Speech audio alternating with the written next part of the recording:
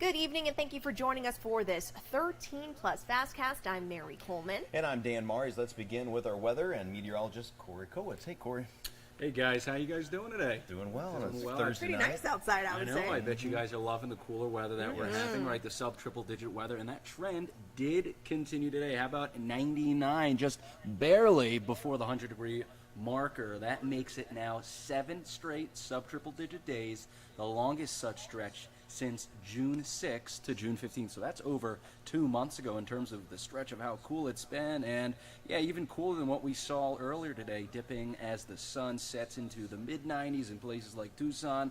Even cooler, how about 76 in Sierra Vista, 75 Wilcox, 76 in Portal, and as you get pushed towards the west, just a little bit hotter, peaking at 103 in Phoenix. Tomorrow, similar day, temperature pro what we saw today, with it being a lot hotter in the west and a lot cooler in the east, but just maybe add on a few degrees of what you saw today, projecting it to get up to 102 in Tucson, 110 in Phoenix, 108 Casa Grande, 91 in Sierra Vista. Let's break it down a little bit more detail, as many people have the last day of school of this week for your Friday, starting off your day getting on the bus at around the 80-degree marker, increasing to about 102 degrees by 3 o'clock, peak heat of the day. And around 1 o'clock is when we could start to see a bit of scattered and isolated showers and storms pop up through the overnight hours. But guys, yeah, that little bit of increase we saw yesterday, that is a sign of things to come. The National Weather Service is unfortunately now issuing an excessive heat watch. Not I again. haven't said the word excessive heat in so long, and it's made me so happy. But unfortunately, guys, this one, yeah, exactly. Hopefully this doesn't turn into a warning. But right now, this is running through Sunday to Tuesday. We're within this area of red, could get up to 110. So this includes, pretty much all of Pima County, Santa Cruz, Pinal, and up into Maricopa. And it's our turn, guys, because how about the center of the country? The purple that you see are excessive heat warnings, and then the orange are excessive or heat advisories. So about as of earlier today, I think that the area did decrease, but as of earlier today, it was over 100 million people under heat alerts, and that was because of a heat dome sitting over the Central Plains. That heat dome that is safely to the east of us is unfortunately going to meander on back to the southwest, heating us back up by the early next week with some hot temperatures. Look no further than what we're projecting here for Tucson, Marana, and Ajo. As you go down towards Ajo, out farther to the west, that's when you can really feel the impacts from the excessive heat possible starting this weekend into early next week, peaking at 107 for Tucson on Monday, climbing up to 110 for Marana, climbing up to 112 for Ajo. But Bisbee, which isn't in the warning area, and they got a little higher elevation to help them out, they're not really going to see a huge boost in temperatures, still remaining in the low 90s. And if you're in Tucson, you may be wondering, how can I escape the heat? Well, I'd say going to Summer Haven wouldn't be a bad idea, of course, weather permitting, as during the next 4 days they do have a chance of isolated and scattered storms. But take a look at those temperatures in the low to mid 70s over the next 4 days as temperatures really look to ramp up. Those will all be 30-degree or cooler than down in the valley in Tucson. With those excessive heat temperatures looking to possibly return this weekend into early next week, here are a list of the 6 Tucson cooling centers in and around the area. Screenshot, take a picture of you like. Of course, when this is out on our Facebook page, you can rewatch it and take a picture if you'd like and send it to people who may need it. And with this very, very hot temperatures, right, limit those outdoor activities during the heat of the day. Try to do in the morning or the evening. If you're going to do it during then, please drink a lot of water. Please apply sunscreen. Please just look before you lock as well. This is a big one with the cars, as they can get very, very hot in during this temperature. And we cannot forget that heat is unfortunately the leading cause of death out of all weather events. So please take the heat seriously, guys. Let's turn attention now to the sky. Taking a look at our radar. We had a few showers and storms. We're really now looking all clear for many of us. Maybe some spots seeing just a sprinkle, but mostly clear and dry for a lot of us. Let's time this out through tomorrow. You can see almost all of us not only dry, but pretty much clear in terms of cloud cover. And then by around noon tomorrow, to end your week, we can start to see those storms popping up at that hour, really peaking in intensity and how widespread they are around the 3 o'clock hour. And you can see with this projection, it is expecting these storms to be a bit more widespread than what we saw today. Nothing like what we saw on Monday, but certainly a bit of an uptick in terms of storm activity. And then about the dinner time, late rush time hour, it does fizzle out, but they do still stick around. And even through the overnight hours, still projecting a bit of shower activity during that time. Here are your chances of getting some showers and storms in your region. About a coin flip in Bisbee and 40% for many in Cochise County. You head off to the west, those chances do diminish to 30% and then 10% in Sales and all the way down to a 0% in Ajo. So a bit higher storm chances today. And here's the trend for places like Tucson, Sierra Vista, and Douglas in terms of their chances of showers and storms. You can see the next couple of days they do have pretty decent chances, but then really drop off Sunday, Monday as that heat dome gets reestablished in our neck of the woods. All right, well, we're tracking some tropical development here in the eastern Pacific. The one I really want to look at is the one towards the east. That they did downgrade this now to only 30% chance of development over the next 2 days and 50 the next 7 days, so not extremely bullish on its chances. And if it were to form, here are the spaghetti models or just the ensemble of models and where it's taken in, it looks like it's not going to have really any impact on the U.S. like Hillary did, so no need to worry on that front. How about our monsoon rainfall totals? Turn your attention to Tucson. How about this?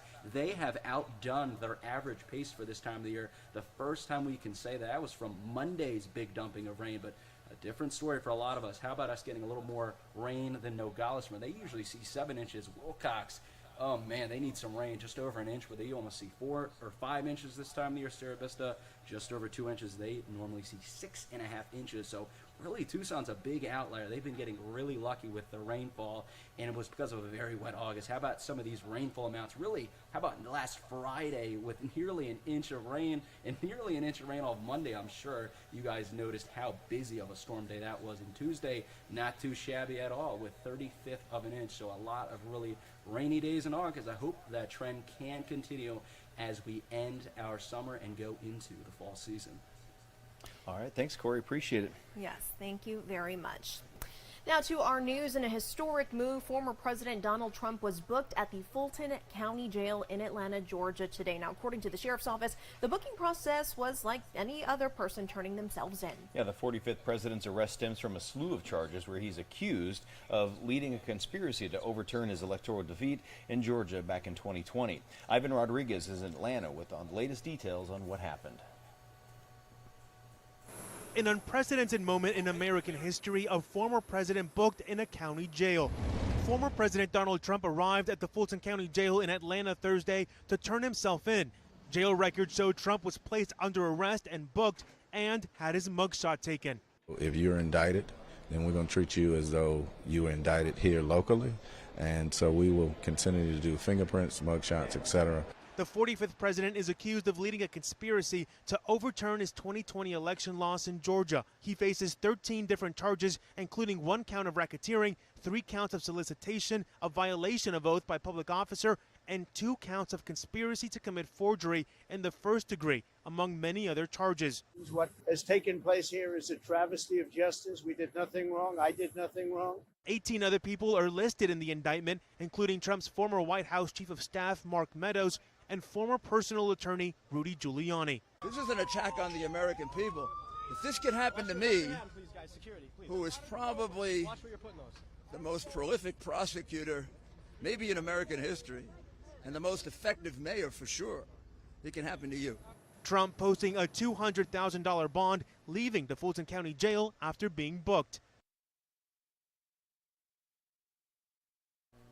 And switching gears now with some of your news, some sad news to report tonight as 2 missing people in unrelated cases were found dead here in Tucson. Here is a look of our web now. The Tucson Police Department says a missing vulnerable adult was found dead. 78-year-old Trevor Tony Hales was last seen on August 11th near Tucson Avenue and Kleindale Road.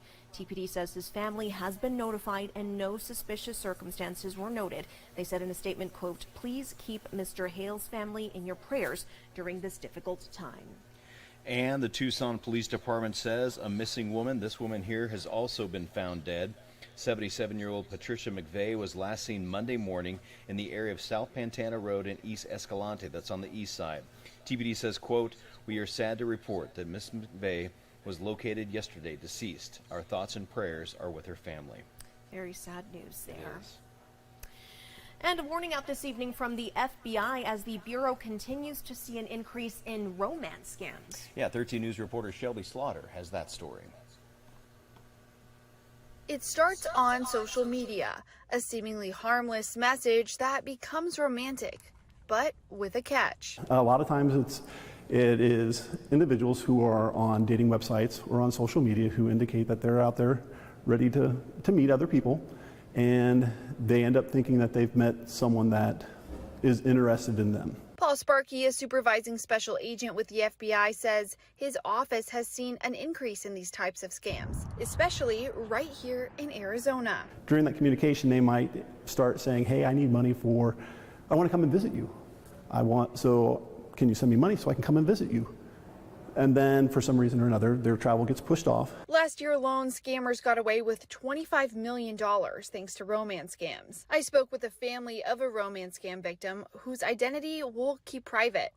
She says she's seen firsthand just how quickly these scams can escalate and how much money people are willing to give to people they think love them. He's scamming her in a way that that he loves her and that he wants to meet her, and that there's been times when he's even tried to get a hold of her, like saying that he's going to come to Tucson and he's going to see her like at Christmas, and something always comes up because he's got an acting gig. She tells me her family member has been talking with this person for more than 2 years online through Facebook Messenger, telling her family she was dating an actor. So she was basically just excited to tell me that she's involved with somebody, and so I was asking her, oh, okay, and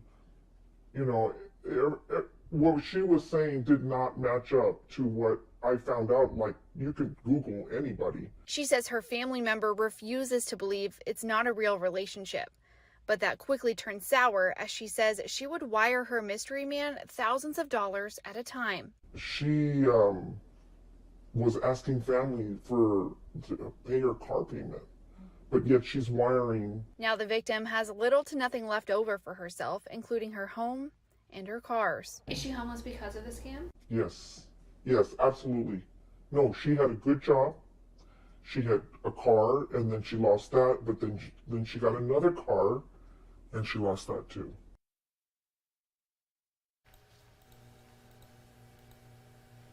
And switching gears now, police continue to investigate what led to a gunman opening fire at a historic biker bar in Southern California last night. That shooting killed at least 3 people and wounded 6 others. Police have identified the shooter as 59-year-old John Snowling.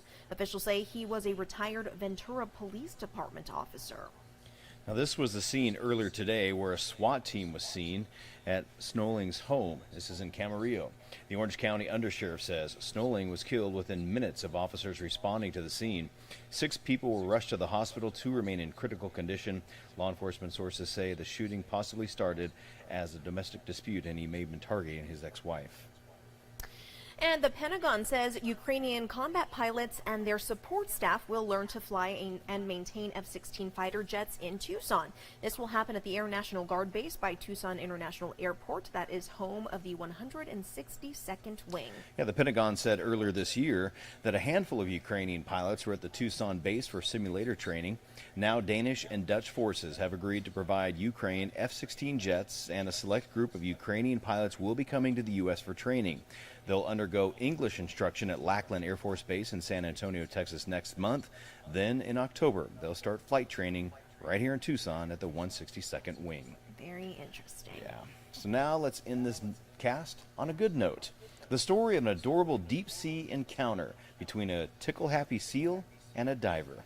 And it will leave you, well, positively tickled. Yes, I had to use the pun. Jeremy Roth has today's Take a Look at This. Underwater video of a seal tickling a diver's leg has gone viral for all the right reasons. Diver Michael Boyd captured the surreal seal encounter when a harbor seal started hugging and seemingly tickling his leg and appeared quite tickled itself. Now this is the kind of content we need more of, and Boyd's got plenty of it. His TikTok account is a treasure trove of underwater encounters replete with tons of tickling. Once they get really into it, it almost looks like they're smiling from their side profile. Boyd isn't in it just for the tickles and the views, although there's plenty of them. He's using his viral platform to spread awareness of ocean pollution. It's like you go out, you see all these amazing things. The least you can do is take some trash out with you. On the subject of cleaning up, a resort located near Yosemite National Park is offering a free spa service to guests willing to participate in the annual Yosemite Facelift, a park cleanup effort happening in September. It's simple. Do your part, and the Rush Creek Lodge and Spa will spring for a free magnesium foot soak. The park looks good, your feet feel good. It's win-win, people. Finally, speaking of free, time's running out to claim your free Oscar Mayer hot dog straw, the latest load of baloney from the same meat-making and marketing mad scientists who brought us the baloney face mask and the wiener popsicle. The company's giving the straws out, no purchase necessary, and even recreated the viral baseball beer hot dog straw moment responsible for making this thing a thing. Oscar Mayer, you are officially in timeout. For Take a Look at This, I'm Jeremy Roth. Yeah. All right, so my first question is, the viral video, I remember seeing that video of him using his hot dog. He used a straw to punch a hole in it to drink his beer. So now I'm wondering, is Oscar Mayer, is he going to give that guy some residual payments on this? Yeah, he's the one who started it out. Dan, are you in? You're going to try it out? You know, I would try it once. You know, who knows? Don't knock it till you try it. Exactly. All right. Yeah. Well, I'm going to go ahead and say absolutely not for me. So, but hey, if you guys try it out, let us know how it is. Definitely interested in that. But we will leave you with this beautiful sunset. You can still kind of see the shadow of some saguaros out there, Dan. Yeah, one little saguaro cactus all by himself. We'll see you back here tonight. I hope you can join us for KOLD 13 News at 10. See you then.